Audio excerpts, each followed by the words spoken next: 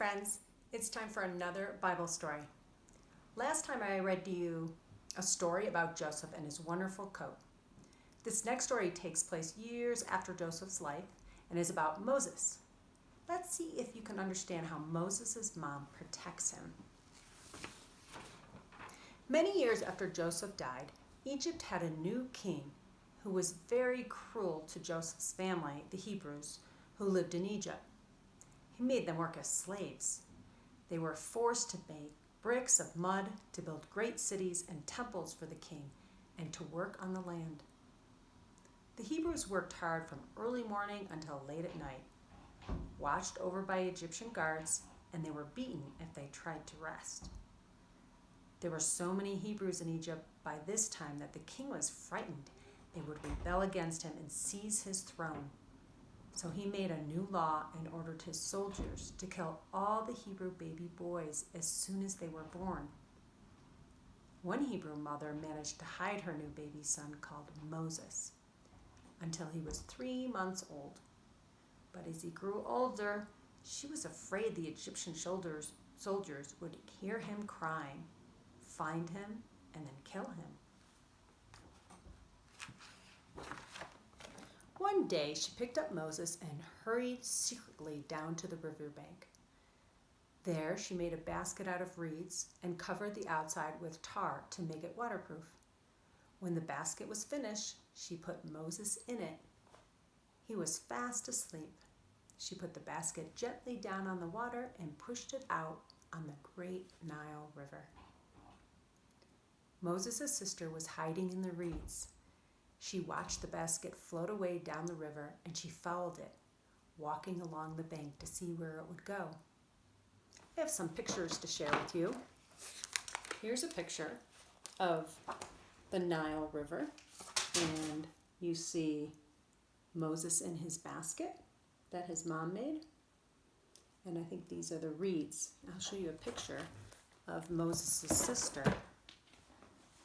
hiding and watching. Here you can see a picture of Moses' sister hiding and watching him, trying to protect him. The next thing we're going to learn about is the princess who finds Moses.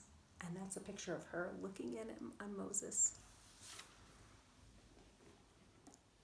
A little farther along the bank, the Egyptian princess came down to the river to swim with her servants. She saw the basket floating on the water between the reeds. "Bring that basket here," she ordered one of her maids. The maid picked up the basket and brought it to her. When the princess saw the baby, she said, "That must be a Hebrew boy." At that moment, Moses woke up and cried a little. The princess felt sorry for him, and she decided to keep him. Moses' sister watched, hidden in the reeds. She saw what happened, and she ran to the princess. "Do you want a Hebrew nurse to look after the baby for you?" she asked. "Yes," said the princess. "Bring one to me," she ordered. Moses' sister ran quickly to her mother and told what had happened. Then she led her mother to the princess.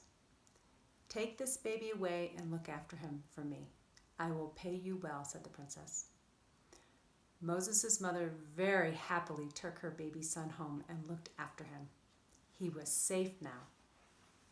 He stayed with his mother and the rest of his family until he was old enough to go back to the princess. Then his mother took Moses to the palace. And here you can see Moses' mother holding Moses and taking care of him, and his little sister looking at them. So his mother took Moses to the palace. "He is my son now," said the princess. Moses grew up in the palace with the princess. He was treated just as if he was an Egyptian prince, but he never forgot that he was really a Hebrew. Did you see how Moses' mom took care of him and protected him?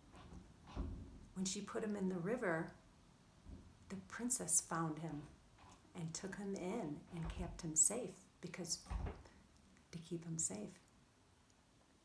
So we're going to read 3 more stories about Moses. So I hope you'll join me next time.